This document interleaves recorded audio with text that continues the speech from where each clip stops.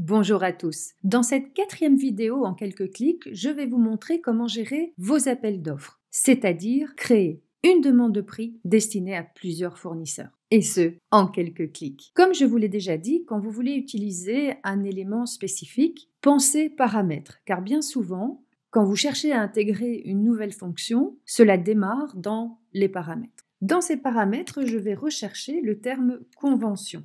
Puisqu'effectivement, comme nous l'avons déjà vu en V15, vous devez cocher convention d'achat, puisque c'est cette fonction qui va vous permettre de générer vos appels d'offres et également vos commandes ouvertes qui s'assimilent tout simplement à vos contrats cadres. Je vais cocher les conventions d'achat, sauvegarder mon choix.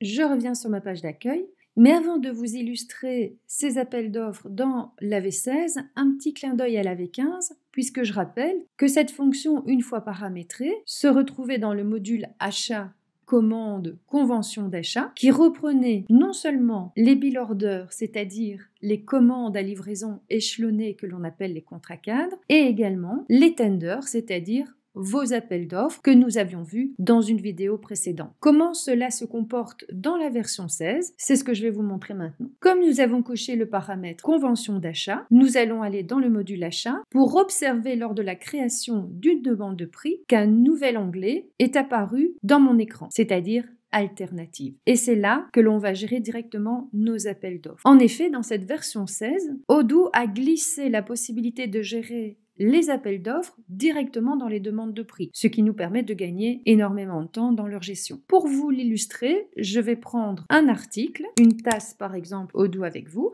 et je vais prendre un fournisseur que je vais créer à l'instant, pour l'exemple, que je vais appeler fournisseur 1, ce qui permettra de comprendre l'illustration en termes de comparaison. Petit clin d'œil également sur le terme convention d'achat, qui fera le lien directement avec les contrats cadres, c'est-à-dire ces grosses commandes que vous pouvez négocier avec votre fournisseur pour pouvoir opter du stock and serve, c'est-à-dire être livré au fur et à mesure de vos besoins, mais ces contrats portent généralement sur une durée assez longue, c'est-à-dire qui peut couvrir plus d'1 an. Mais ça, je vous l'ai déjà expliqué. Ma demande de prix a été générée auprès du fournisseur 1 pour un article de mon choix. Je vais enregistrer ce devis grâce au petit logo sur lequel je viens de cliquer. Et je vais supposer pour l'exemple que le prix proposé sera de 3 € et que le fournisseur va me le confirmer. Je vais dans le bouton alternative et là, je vais pouvoir effectivement créer une alternative, c'est-à-dire lancer une nouvelle demande de prix directement avec le contenu du devis que je viens d'établir. Et pour l'exemple, je vais créer un fournisseur 2, comme ceci. Créer une alternative. Voilà. Que s'est-il passé? Dans l'onglet alternative, je retrouve maintenant effectivement mes 2 demandes de prix et j'ai une nouvelle demande de prix qui a été générée. Si j'observe ma liste, j'ai effectivement mon fournisseur 1 et maintenant mon fournisseur 2 qui apparaît également. Je peux très bien décider de lancer une nouvelle alternative.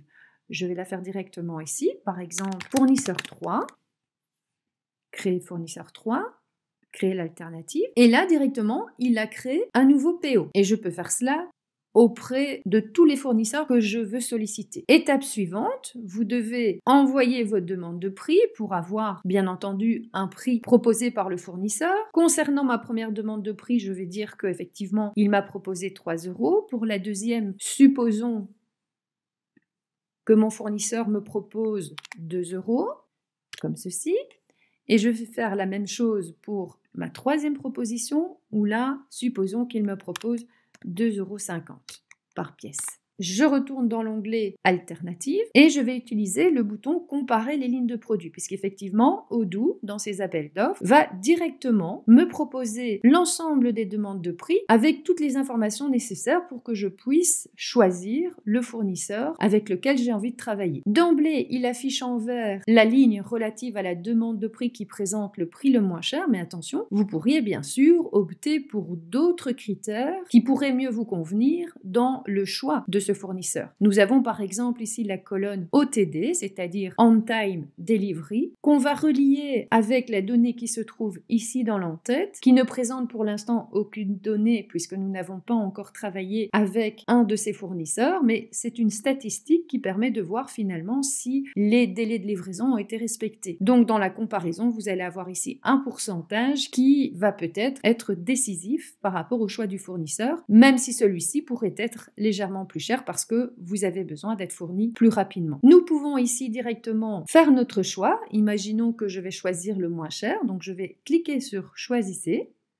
Et là, directement, vous voyez, Odoo a ramené le total des différentes demandes de prix à 0. Je retourne dans les demandes de prix. Effectivement, je constate que le total est passé à 0. Et ce qui devient alors vraiment intéressant, c'est que quand je vais prendre le fournisseur que j'ai choisi, et pour lequel je vais confirmer la commande, comme ceci, eh bien directement Odoo va me proposer d'annuler les alternatives qui finalement ne m'intéressent plus. Bien entendu, vous aurez toujours le choix de les conserver. Moi, je vais les annuler pour l'exemple. Je vais retourner dans mes demandes de prix et là, je vois effectivement que le statut annulé a été proposé au devis que je ne veux pas retenir dans cette opération. Vous l'avez compris, dans la version 16, les appels d'offres sont plus simples d'utilisation, mieux positionnés quant à leur utilisation puisqu'elles se trouvent directement intégrées dans les demandes de prix et donc aussi plus rapide. Si ce contenu vous a plu, n'hésitez pas à vous abonner à ma chaîne qui vous permettra de découvrir d'autres modules, d'autres vidéos en quelques clics, d'activer la cloche pour ne pas rater les prochaines séquences et de me laisser un pouce, cela fait toujours plaisir.